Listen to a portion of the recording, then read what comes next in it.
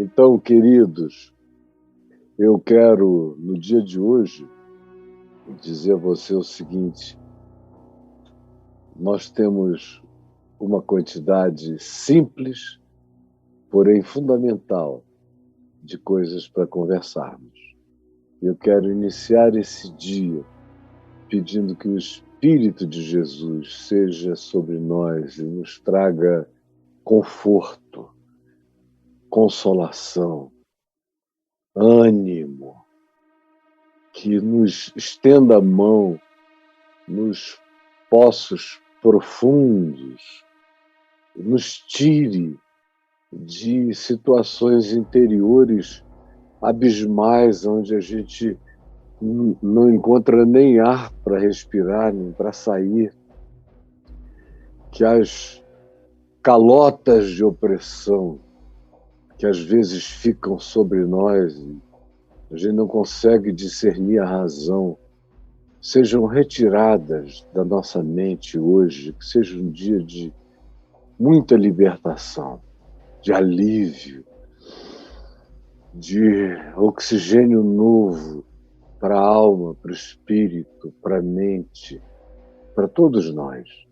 É o meu pedido a Ti, Jesus, sobre a minha vida e a vida de todas as minhas irmãs e irmãos espalhados pela terra. Eu te rogo que seja assim, em Teu nome. Amém. E agora, gente boa? E agora? Agora é o Evangelho. É o Evangelho de Jesus. É o Evangelho da Boa Nova. O Evangelho puro, simples. Cai como um orvalho sincero sobre nós todos os dias. E hoje também. E eu tenho aqui comigo um texto em Lucas 22 e um tema. O tema é esse: a demanda de Satanás e a intercessão de Jesus. E foi uma coisa que aconteceu na vida de Pedro e daqueles 12 apóstolos. E Jesus está andando para a cruz, praticamente. Ele está na ceia e de lá ele vai descer do alto da cidade, do cenáculo, para o jardim do Getsêmani. E vai atravessar o ribeiro do Cedron, vai chegar no Getsêmani e depois, do Getsêmani, ele vai ser levado através do Cedron para a casa do sumo sacerdote, no sopé da montanha, onde Jerusalém está erguida, da plataforma onde ela é erigida. E ali que era a casa de Caifás. Então, é uma viagem onde Jesus provavelmente passou na frente da casa do sumo sacerdote indo e depois do Getsêmani foi levado de volta para lá, que era o lugar onde ele passaria aquela primeira noite, sendo interrogado, espancado e tudo mais. E antes disso, ele está na última ceia com os discípulos, advertindo-os, e é no ambiente dessas advertências que aparece o que eu vou ler para você e para nós aqui agora hoje. Está nesse verso 31 do capítulo 22. Olha só. Simão, Simão, eis que Satanás vos reclamou para vos peneirar como trigo. É uma fala de Jesus para com Pedro. Mas a advertência que ele traz é plural. Simão, Simão, olhando para ele, é particular. Porque vai ter um desfecho particularíssimo essa conversa, essa exortação. E ela inicia com essa evocação de quem Simão era em relação àquele grupo e quem Simão era em relação a Jesus. Simão, Simão, eis que Satanás. É uma coisa solene, mas aonde genuinamente a presença de Satanás, do adversário, do opositor, do antagonista invisível, espiritual, difuso, frequentemente indetectável, vem contra a existência da gente, isso tem que ser tratado de maneira solene, de maneira séria. Tem gente falando em Satanás o dia inteiro e não é nada, é só desatenção. Deu uma topada, o diabo me fez dar uma topada. Bateu o carro porque estava distraído, pensando, sabe Deus onde. Aí foi Satanás que me fez bater o carro. Aí teve um impulso raivoso, fez o que não devia, foi Satanás que me fez fazer. Satanás, dá até pena de Satanás, dessa figura satânico-diabólica, porque ela é usada como se fosse uma divindade onipresente, onipotente, onisciente e de uma perversidade incontrolável, um cara que não se segura no desejo de fazer o mal, que nem usa a inteligência. É um grande superpoderoso e burro, que não vê nem a hora, nem o momento, e que existiria só para, em podendo fazer o mal, fazer, como se ele não tivesse lógica nos males que faz, como se ele não fosse muito mais inteligente do que a compulsão de fazer o mal, como se ele não esperasse momentos e horas adequados para trazer sua destruição de maneira apropriada, como se ele fosse só um demônio nervoso. Mas quando se trata de Satanás, diminua as suas alusões, porque ele não é onipresente, ele não é onisciente, ele não é onipotente. Graças a Deus, só há um com esses atributos, e ele é amor e não abusa. Ele é o criador da vida, ele quer preservá-la. Ele não vem para matar, roubar e destruir. Agora, Satanás quando vem, vem e vem. E vem mesmo. E as intenções são pré-definidas.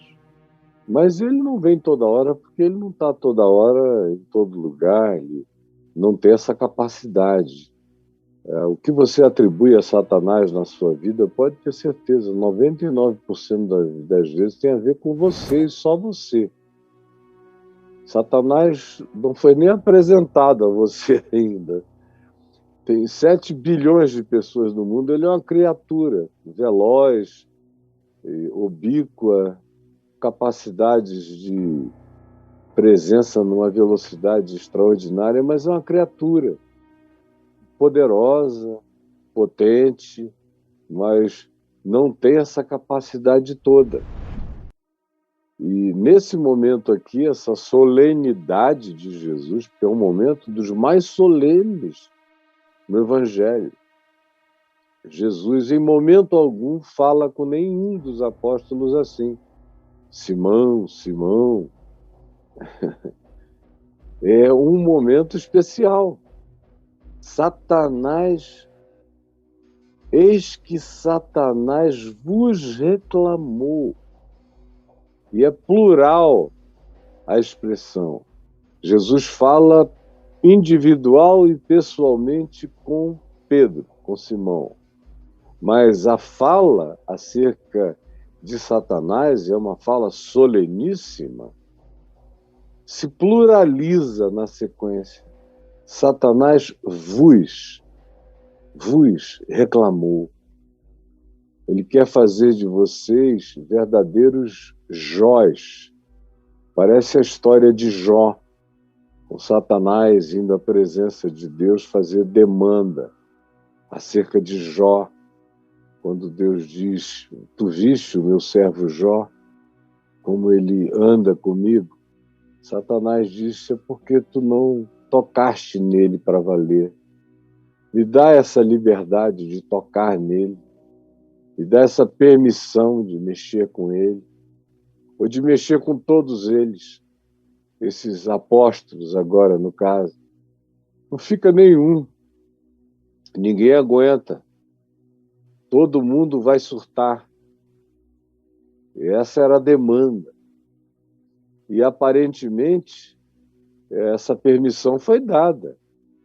Satanás vos reclamou. Disse assim, não, eles andam por aí expulsando demônios porque eles têm o teu poder, porque tu os empoderaste, porque tu os autorizaste. Agora, eles não são de nada, eles não aguentam coisa alguma.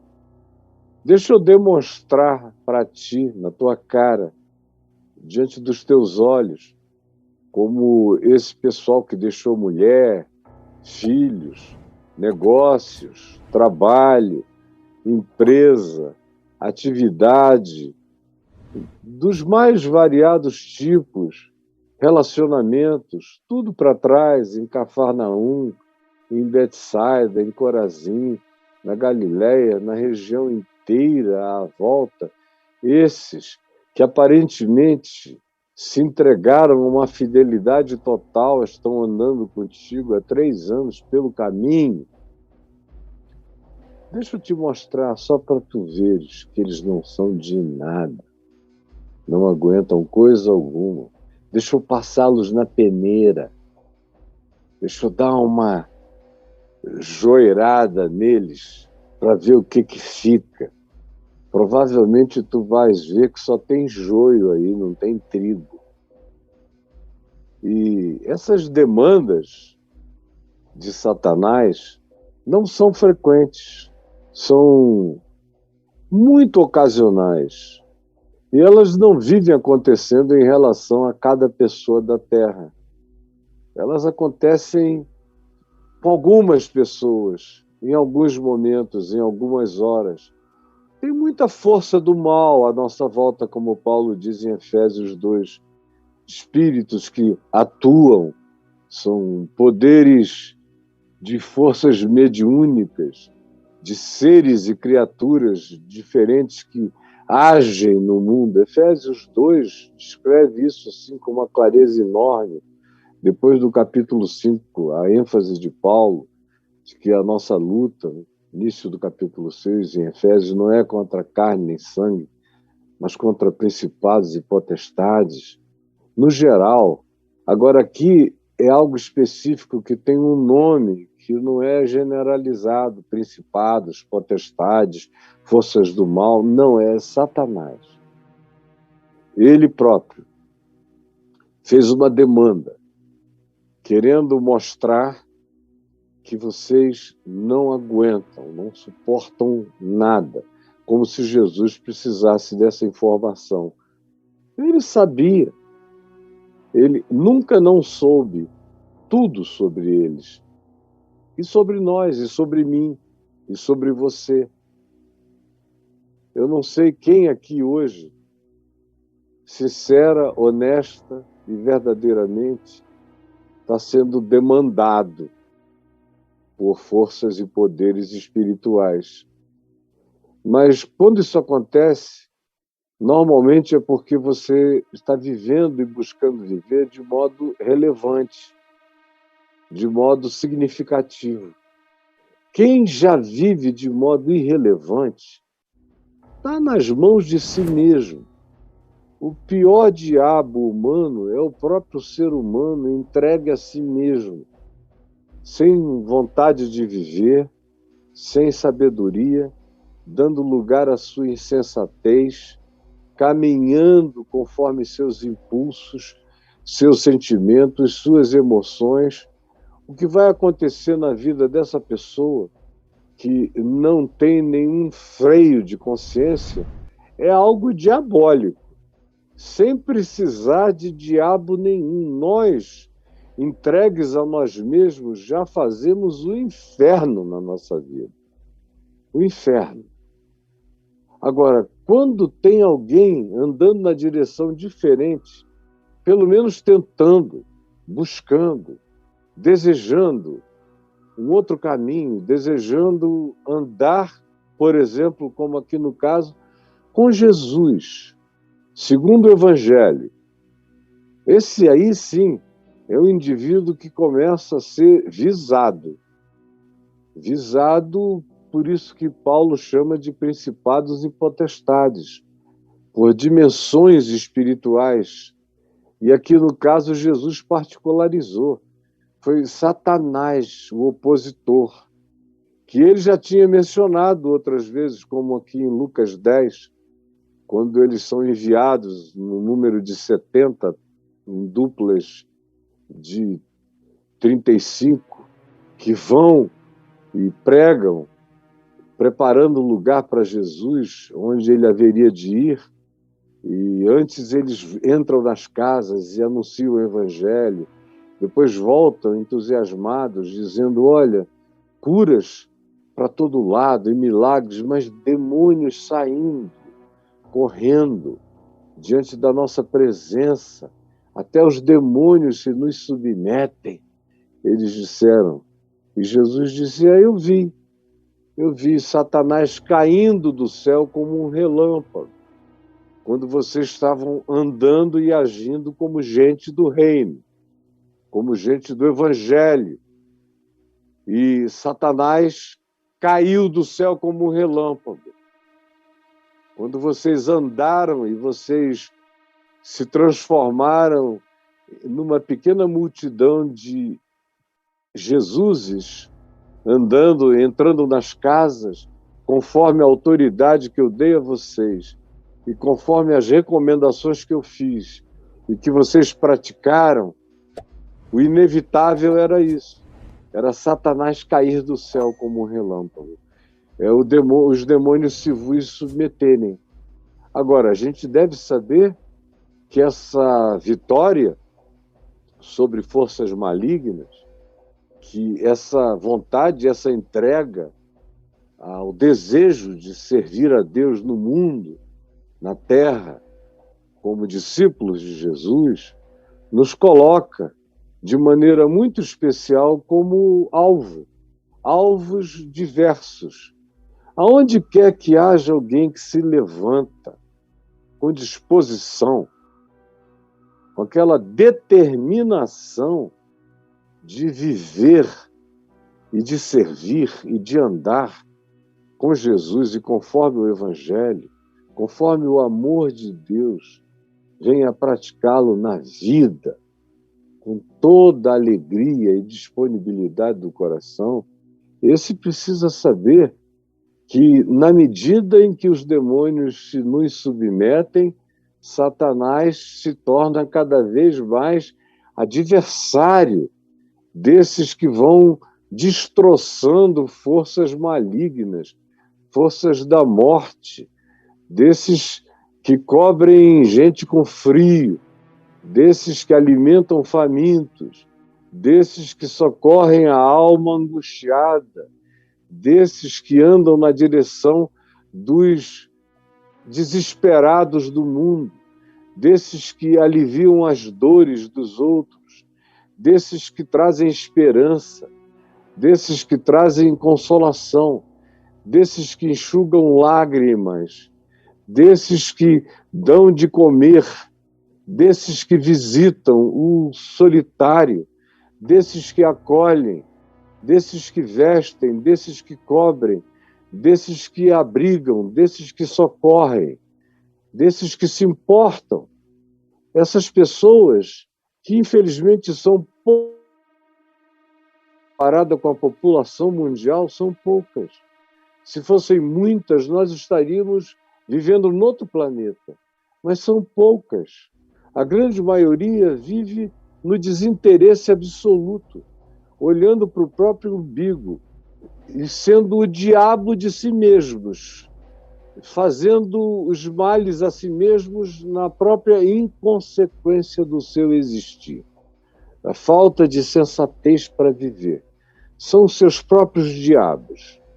Agora, quando existem pessoas dessas que eu acabei de descrever, que são esses Jesusezinhos, seja na família, na casa, nas ações de amor, no casamento, com os filhos, seja em relação aos amigos, seja em relação a trabalho, seja como seja na vida.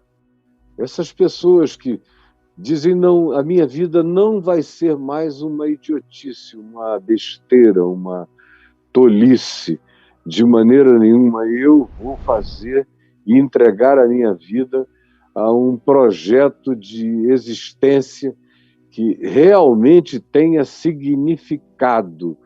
É isso que eu ofereço a Ti, ó Deus, a minha existência para essa finalidade. Aí você começa a se tornar uma pessoa que existe para Satanás. Existe. A maior parte do mundo não precisa de um Satanás. As pessoas já são amigas de demônios, já têm parcerias com o mal no seu cotidiano. Odeiam, são cheias de amargura, são invejosas, são arrogantes, são cobiçosas, são tomadas de sórdida ganância, são cheias de ira, de descontrole emocional, de narcisismos variados. Essas pessoas já são os diabos de si mesmas, elas já andam em grandes e muitas companhias perversas.